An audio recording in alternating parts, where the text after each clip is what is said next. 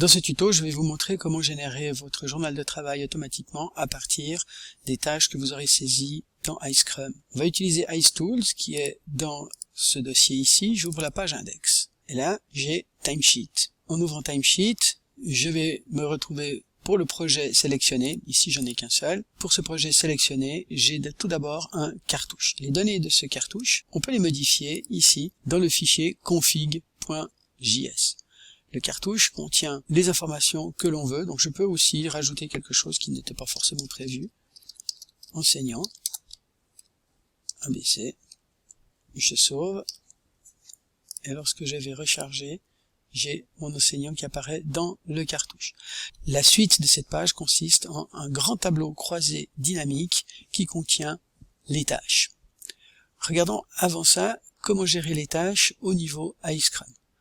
Dans iScrum, lorsqu'on a un sprint qui est in progress, on peut aller dans son taskboard et ici on va créer des tâches qui sont à faire en cours ou terminées. Je vais donc ici créer une tâche et cette tâche ce sera installer le banc de test.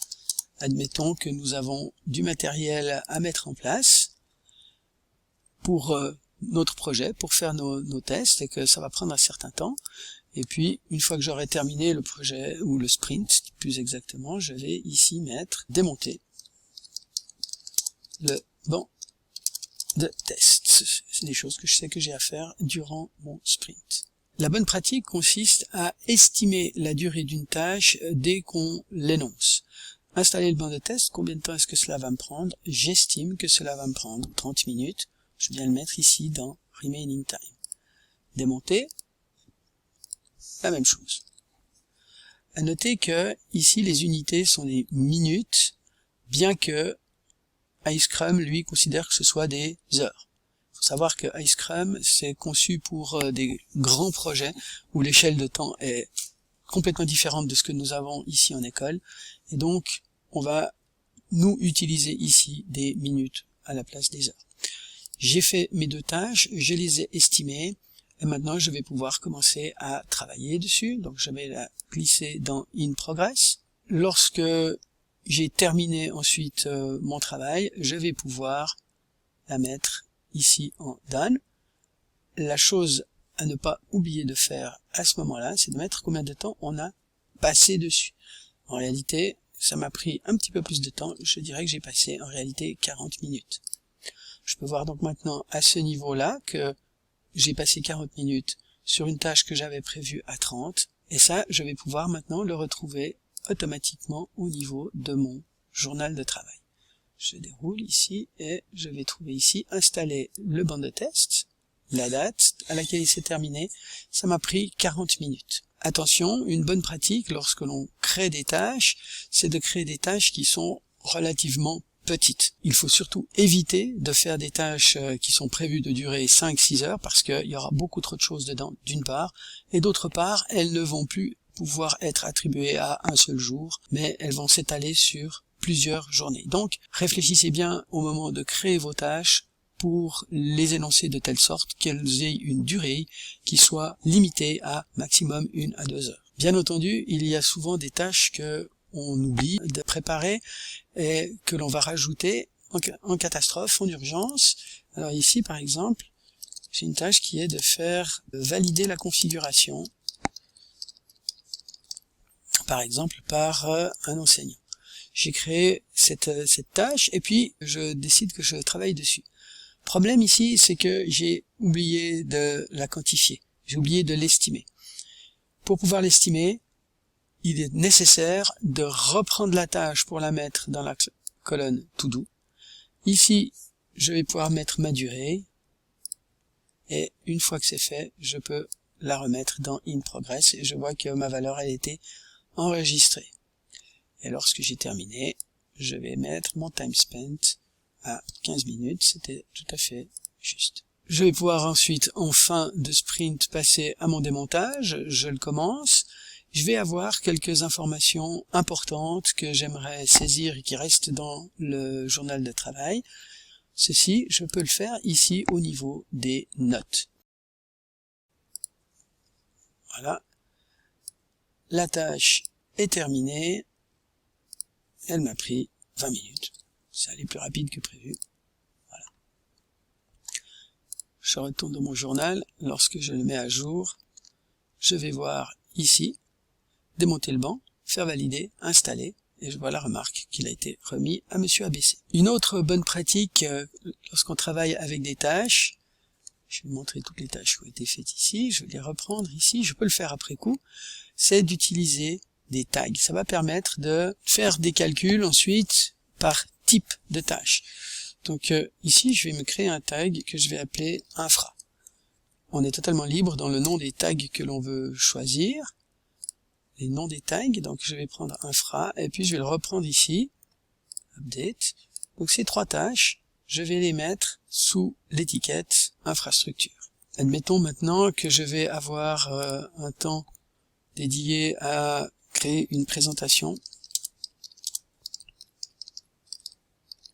Et bien cette fois, cette présentation, elle va me prendre, on va dire une période, 45 minutes. Et par contre, il ne s'agit pas d'infrastructure, mais ce sera plutôt de la documentation.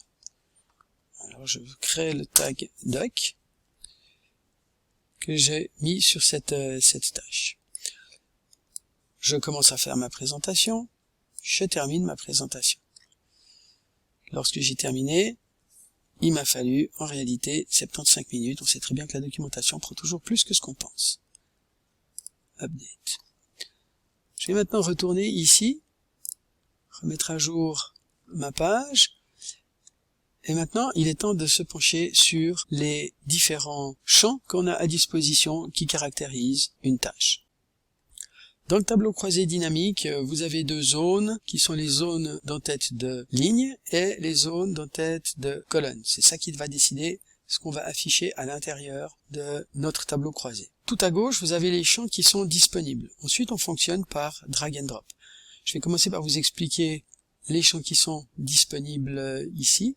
Story ID, c'est l'ID au sens Scrum. La release au sens du planning dans iScrum. Dans quel sprint il se trouve. Ici, sprint 1, sprint 2. À quel feature la tâche a été rattachée. Le temps effectif, qui est le temps qui a été passé sur cette tâche, que l'on retrouve ici automatiquement dans la colonne de droite. Effectué par va nous dire qui a fait cette tâche. On voit les différentes personnes. Si on est plusieurs à travailler sur un projet, eh bien ce sera pratique de pouvoir faire des décomptes ou des filtres par personne. Le temps estimé. Alors le temps estimé, je vais tout de suite le mettre ici, il va être intéressant parce que ici on voit le temps qui a été initialement prévu et le temps qui a été effectivement pris pour réaliser la tâche. Vous voyez maintenant l'importance de estimer les tâches, surtout que on va avoir des différences. Comme par exemple ici, il y avait une différence importante entre le temps estimé et le temps effectif. Il y a eu des bugs avec PHP-MyAdmin. On sait pourquoi. La date de création de la tâche, le type de story, est-ce que c'est une récurrente, urgente, est-ce que c'est une tâche, une story technique ou une user story, dans quelle semaine est-ce que ça se trouve, ça a pris place. Alors là, il y a un petit code qu'il faut connaître, 2340, semaine numéro 40, 2023, semaine 41, 2023, semaine 03, 2024, etc. Surprise. Qu'est-ce qu'une surprise? Au sens IceTools, c'est une tâche que on a créée alors qu'on avait déjà commencé à travailler sur notre story. Dans un monde idéal, je sais exactement ce que j'ai à faire au moment où je vais m'attaquer à la réalisation d'une story, et donc je peux énoncer toutes les tâches que je vais faire. Dans un monde réel, on en oublie, bien entendu. IceTools vous permet de réaliser quelles sont les tâches que vous avez identifiées après avoir commencé à travailler sur la story. C'est un indicateur important parce que moins on a de surprises, meilleur on est. Parce qu'on a réussi à penser à tout avant de commencer à travailler. Et donc, nos estimations, nos prévisions en seront que meilleures. Donc, les surprises, on va pouvoir les filtrer. Je vais prendre ici celles qui sont connues. Toutes ces tâches qui sont citées ici sont des tâches qui ont été créées après que la story ait commencé. Les tags, on va retrouver nos tags que je viens de créer, doc et infrastructure. C'est exactement ceux que on a ici mis sur nos tâches et que j'ai créé de manière totalement libre, je le rappelle. Facile et dur, ce sont des attributs qui sont liés au temps estimé par rapport à la durée effective. Une tâche facile finalement, c'est une tâche qui a été exécutée en beaucoup moins de temps que le temps que j'avais estimé initialement. Une tâche dure, c'est une tâche que j'ai effectuée en beaucoup plus de temps que le temps que j'avais estimé. Là, de nouveau, c'est un indicateur intéressant parce que moins on a de tâches faciles et dures, meilleur on est à estimer le temps que l'on va prendre pour faire une tâche. Donc, avec le temps, on espère voir diminuer le nombre de tâches faciles ou dures. On va maintenant pouvoir utiliser, je l'ai déjà un petit peu utilisé ici, utiliser ces champs pour filtrer. J'aimerais typiquement avoir comme information quel temps est-ce que j'ai passé et quand est-ce que j'ai travaillé sur de la documentation.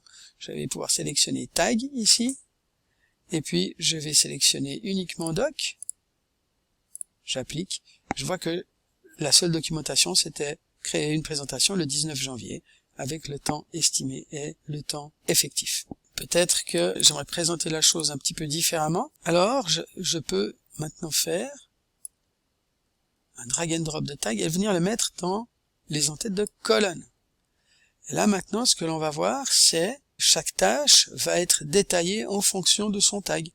La plupart des tâches n'ont eu aucun tag, donc les temps vont de cette colonne-là. Par contre, ici en bas, on va trouver les temps qui sont assignés dans les bonnes catégories. Ce genre d'outil va être particulièrement utile lorsque on travaille en groupe, parce que je vais prendre maintenant effectué par, que je vais mettre en colonne, et là on peut voir qui a travaillé sur quoi et combien de temps. Voilà, admettons maintenant que j'aimerais faire vraiment un journal de travail au sens strict du terme. Donc journal de travail personnel, je vais créer ceci. Par exemple, je peux laisser ça de côté, j'ai pas besoin d'avoir une colonne de montrer qui l'a fait, mais je veux uniquement avoir les tâches de Joachim. Dans un journal de travail, de regrouper les tâches par story n'a pas de sens. Ce qui m'intéresse, c'est les dates. Donc, je vais enlever ici la story. On va juste garder la date de fin de la tâche, la description, la remarque, le temps estimé, la durée.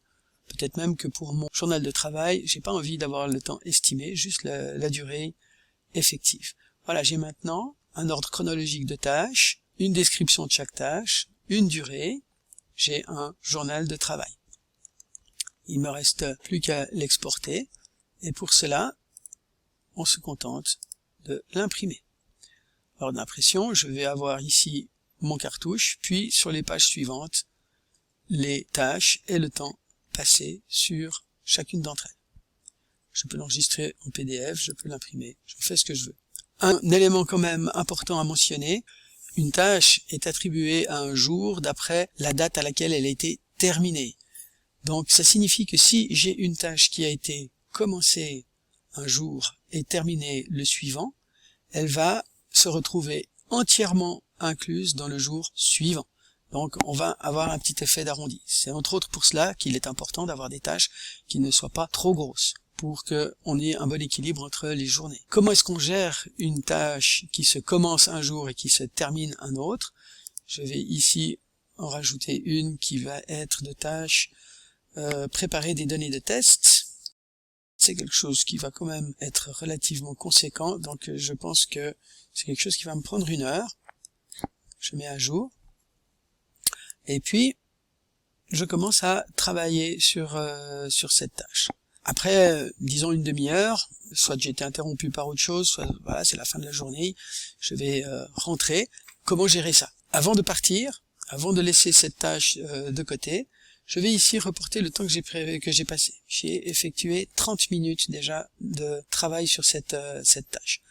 Au moment de le faire, vous voyez que le système ne change pas le remaining time. C'est intentionnel parce que la bonne pratique consiste non pas à simplement soustraire à notre estimation initiale, mais la bonne pratique c'est de réévaluer. Je suis en fin de journée, j'ai travaillé 30 minutes déjà sur cette tâche, et maintenant j'ai une idée beaucoup plus précise de ce qu'il faut faire, et donc du temps qu'il me reste. Je me rends compte que j'ai bien maîtrisé mes outils, et que finalement j'ai avancé plus vite que prévu, et donc je vais mettre qu'il me reste que 15 minutes, et non pas 30. Je le fais, mais ça ne change pas mon estimation initiale. Ça va me permettre de reprendre le travail le lendemain. Voilà, vous avez maintenant un journal de travail publiable très rapidement selon différents angles grâce à un tableau croisé dynamique.